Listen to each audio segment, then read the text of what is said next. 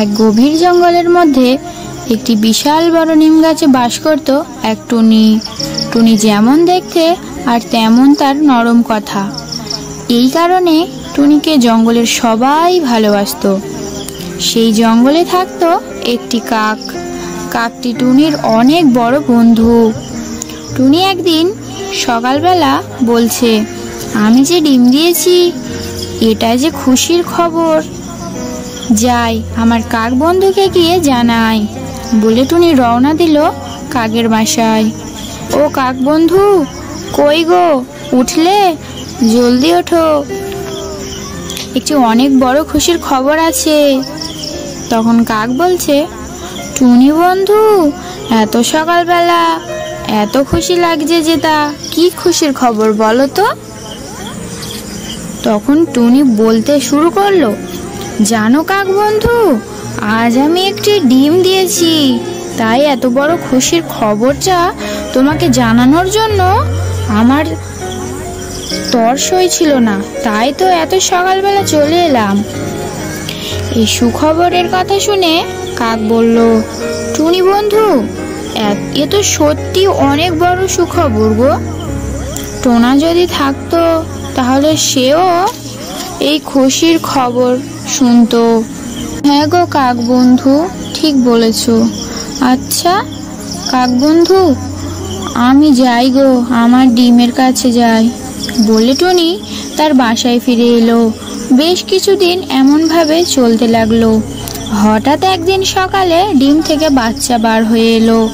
টুনি আর তার সুন্দর বাচ্চা দেখে বলল, বাহ আমার ছানা, তুই তো খুব সুন্দর দেখতে হলি, আমি তোর নাম রাখলাম সুন্দরী। টুনির ছানা বলল, মা মা, তুমিও অনেক সুন্দর। বেশ খুশিতে কাটতে লাগলো টুনি আর সুন্দরীর দিন। কাক যখন জানতে পারলো টুনির একটি সুন্দর ছানা হয়েছে, তখন সে টুনির বাসায় গেল। কই গো টুনি বন্ধু, তোমার ছানাটা কই, আমার দেখাও। তখন টুনি বলল, এই তো আমার সুন্দরী ছানা। কাক বন্ধু টুনির ছানা দেখে কাক বলল, বাহ টুনি, তোমার ছানা তো অনেক সুন্দর, তা কি নাম রাখলে গো টুনি বন্ধু? টুনি বলল, আমার ছানার নাম হলো সুন্দরী। কাক শুনে বলল, বাহ, যেমন দেখতে তেমন তার নাম, সুন্দরী রেখেছো টুনি, খুব সুন্দর হয়েছে। কাকের মুখে সুন্দরী নাম শুনে টুনির ছানা বলল, এই যে কুৎসিত কাক, তোমার ওই নোংরা মুখে আমার ওই সুন্দর নাম উচ্চারণ করবে না, কালো কেমন দেখতে, আর কখনো আসবে না আমাদের বাসায়, চলে যাও এখন। এই কথা শুনে টুনি বলল, সুন্দরী তুমি এসব কি বলছো? উনি সম্পর্কে তোমার কাকমাসি হয়, তুমি এত বড় কথা বললে? এত অহংকার ভালো না সুন্দরী, কাকমাসির কাছে ক্ষমা চাও। টুনির মুখে এই কথা শুনে কাক বলল, টুনি বন্ধু, ওকে আমার কাছে ক্ষমা চাইতে হবে না। হ্যাঁ, আমি কালো কুৎসিত দেখতে, আমার খারাপ, চলে যাচ্ছি আমি, আর কখনো আসবো না। সুন্দরী ভালো থেকো বলে কাক কাঁদতে কাঁদতে চলে গেল। বুক ভর্তি কষ্ট নিয়ে বাসায় ফিরে গেল।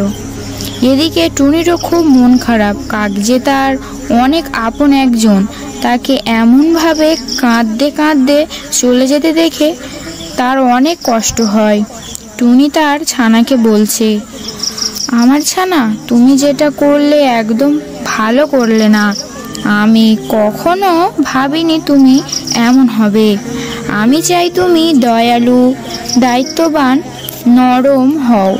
আমার ছানা, অহংকার ভালো নয় সুন্দরী বলে টুনি উড়ে দানা খুঁজতে চলে গেল। তারপর টুনির ছানা তার মায়ের কথাগুলো মনে করে ভাবছে।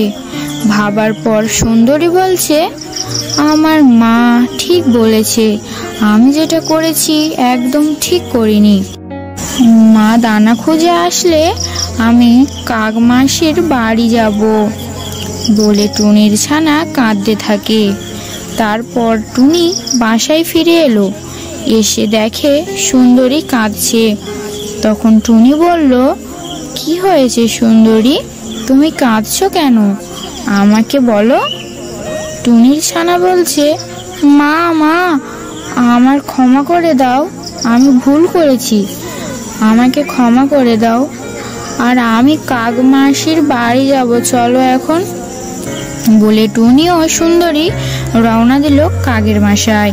কাকের বাসায় এসে সুন্দরী বলতে শুরু করলো, কাক মাসি আমাকে তুমি ক্ষমা করে দাও, আমি আমার ভুল বুঝতে পেরেছি, আমি যেটা করেছি ঠিক করিনি, তুমি কিছু মনে করো না।